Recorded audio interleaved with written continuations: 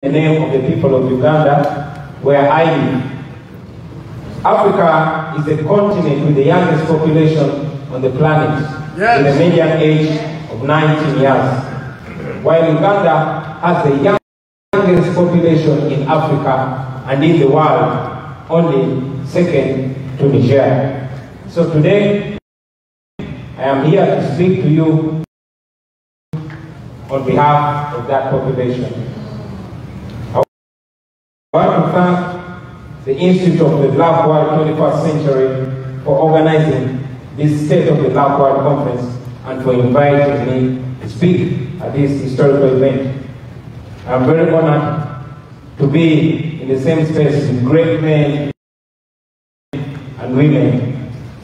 And just a few moments ago, I bumped into Dr. Julius Gavin, and when I shook his hand, I felt the airs of the great Marcus Mosiah Gavin, the greatest Pan-African of all time. Our brothers and sisters, 60 years ago, on the 25th of May, 1963, at the founding meeting of the Organization for African Unity, OAU, which was later transformed into the African Union, AU, Dr. Kawuma and other African leaders suggested and called for the unification of Africa. If Africa had united then, today the theme and probably venue of this conference would be different. Many of the problems that we have in the black world today will not be there. The first and foremost of those problems is poverty.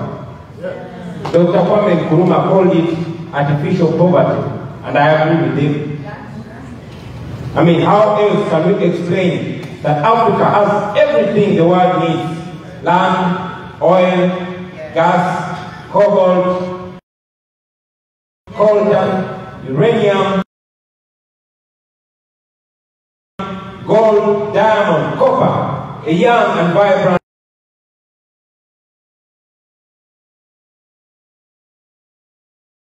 population, perfect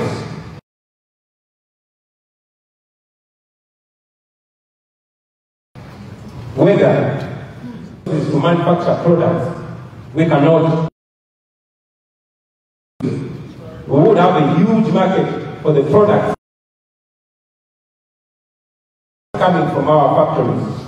We would industrialize. We would drive cars made in Africa, fly planes made in Africa, use computers. But now, we import all these products and we give the wealth to the already rich countries. Brothers and sisters, the problem was diagnosed and solutions were suggested 60 years ago. Various generations have attempted to realize them, and right now, it is our turn. It is important to ask ourselves what we are doing to liberate ourselves from the dependency. I must say that many times we have been our own problem. Contestation for power has caused so much bloodshed in Africa. It has turned us against each other within our countries and also turned one country against the other, causing instability, human suffering, and divisions in Africa. It has made us weak and vulnerable. It has prevented us from building strong nations and institutions. It has delayed our unity as Africans. We cannot have a united Africa if we tolerate autocracy and dictatorships in Africa, or when we have some leaders in Africa serving the interests of our former colonial masters instead of the interests of the people of Africa. We must empower Africans, especially the young people of Africa. We must open the political space, make young people of Africa feel like they own Africa, because they actually do. Like I said, let us open the political space for the masses, not just for the elite few. We must have peaceful and orderly transition of political power. Well, these are some of the foundations that we need to build a stable and united Africa. So, brothers and sisters, I dare to say that a united Africa would allow us to use our natural and human resources to create a global power. Africa is able to be a global power and should be a global power. Right now, millions of intelligent Africans are scattered all over the world, offering their talents and intelligence for the benefit of foreign countries just because the political environment back home is hostile to them. Africa needs healing, ladies and gentlemen. I said Africa needs healing, brothers and sisters. We must stop the destructive conflicts, and I'm very happy to see that in Ethiopia an agreement was signed to end the historic hostilities. We should support them. We must also address the conflicts in other parts of Africa, including Cameroon, Somalia, Congo, and Sudan. Africa needs healing. I am convinced that we can transform Africa into what we desire, and I believe that our young people can achieve that in their lifetime. I mean, look at China. Look at them and what they've been able to accomplish in just a few decades. According to the World Bank data, in 1960, China's GDP per capita was $90, and that of Ghana in the same year was $176. Ghana, the GDP per capita of Ghana was almost twice, was almost double of that of China in 1960. But by 2021, China's per capita income was $12,556, while that of Ghana was $2,363. And by the way, Ghana is one of the best performing economies in Africa in terms of growth. On the other hand, however, Uganda's per capita income, according to the same World Bank data, is only $823. So what is my point? My point here is that if China could become an industrial power and lift the standards of their people so rapidly, we should be able to do the same in Africa. In fact, it is Africa's resources which provided and are continuing to provide the fuel for the rapid growth in China. We must be able to use our own resources, natural, mineral, and human resources, for the upliftment of our people in Africa. But again, there comes the question: how can we build a united Africa when some of our African leaders see their own citizens as enemies for simply calling for change in governance? Although we have seen this in several African countries, I am best positioned to speak on the experience of my own country, Uganda.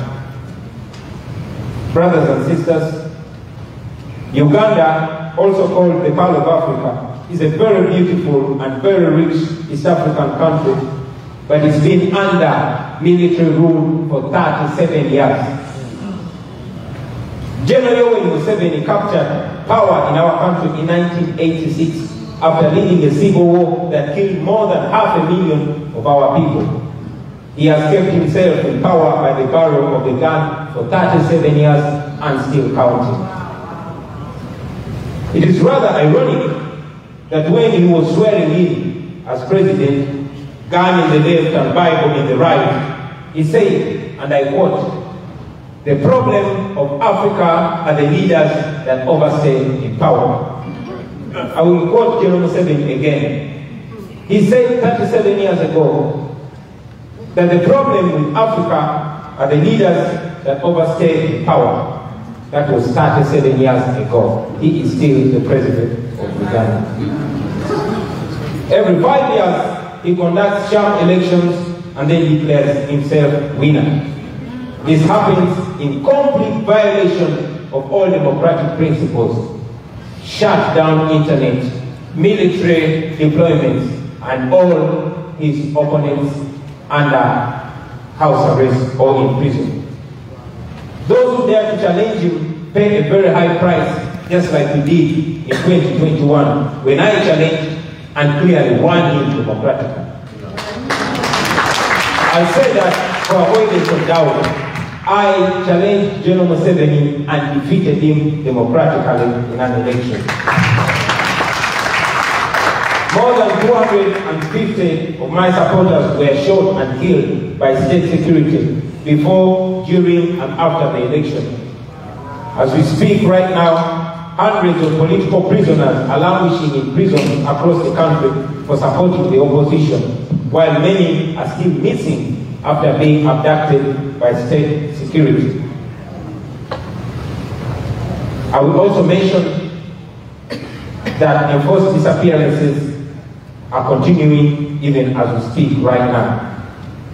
And yet General Museveni talks about being a Pan-African. A Pan-African who has invaded and plundered neighbors. The invasions, wars, and displacements have led to the death of millions of Africans. In Congo alone, the estimate is more than 6 million Africans dead. All those atrocities, ladies and gentlemen, are carried out in the name of Pan-Africanism. Today, Pan-Africanism is the new hiding place for dictators in Africa. They always claim that anybody who challenges their power is an agent of the West, and yet in reality, they are the real neo-colonial agents who have mortgaged our national resources in exchange for power. Brothers and sisters, we can't fight imperialism and exploitation of former colonial masters while resisting the corruption of dictators in Africa. We can do that. That's right. In September 1994, General Museveni told an American magazine, The Atlantic Monthly, and I quote, "I have never blamed the whites for colonizing Africa. I have never blamed these whites for taking slaves. If you are stupid, they should take you as a slave." That was General Museveni in 1994. And in January 2018, when Donald Trump used ugly and derogative words to describe Haiti and Africa, General Museveni said, "I love Donald Trump." That was General Museveni. Now I hear that he's trying to reach out to some of the African American brothers and sisters in the academia to help him organize a Pan-African Congress in Uganda, of course, for public relations. I understand that he has even offered funding. Well, this is a country where Africans like myself don't even have the right to be human. Brothers and sisters, the people of Africa want to have accountable governance and to end corruption. We want to realize the dreams of our forefathers. We want to integrate with other African countries. But the major roadblock to all that is domestic dictatorships. They are sustained by the West and by institutions like the World Bank and the IMF. So, while the West sings about democracy, I believe they actually prefer to deal with dictators in Africa for as long as their neo-colonialist interests are served. Today, Total Energies of France is the biggest shareholder in an oil pipeline which runs from Uganda through Tanzania. So now we see that when Africa is in chaos, the West is in business.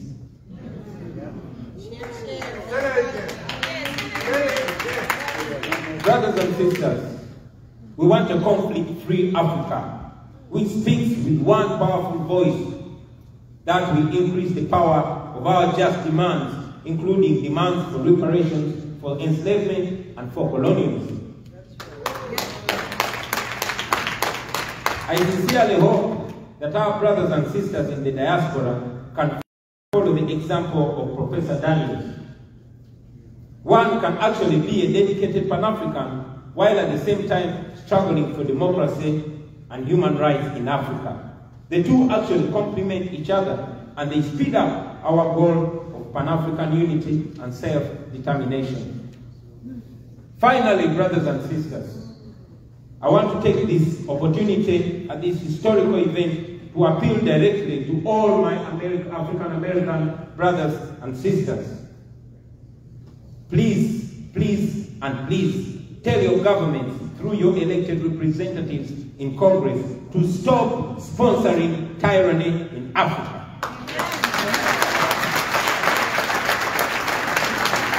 Please tell your American government to stop sponsoring oppression in Africa. Please tell the US government through your elected Congress members to stop paying for our debt. The United States government currently supports the military regime of General Museveni to the tune of $1 billion every year. This is your taxpayers' money.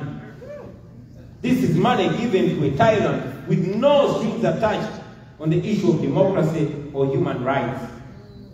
You are actually paying for our oppression. You are sponsoring it knowingly or unknowingly. And we are asking you to stop it because you have the power to stop it. You can't. I believe that if you reach out to your elected representatives and make this demand, you can help us change things. On behalf of the people of Uganda, those that are living and those that are dead, on behalf of the women and the young children of Uganda, on behalf of my brothers and sisters that are missing, on behalf of the people of Uganda that are languishing in prison with no trial, no charge, and no crime whatsoever, we are asking you to please help us in our struggle for freedom and democracy so that we can also be useful in the bigger struggle for liberating and unifying Africa. Thank you very much for having us.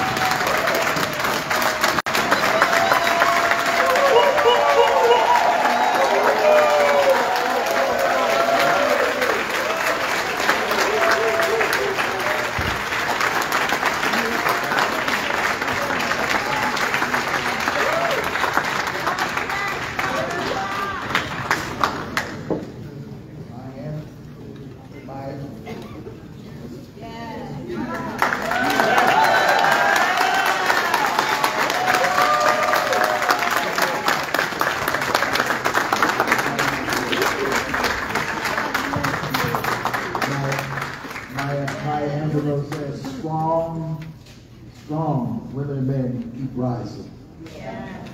And so we've heard a clarion call, who but knows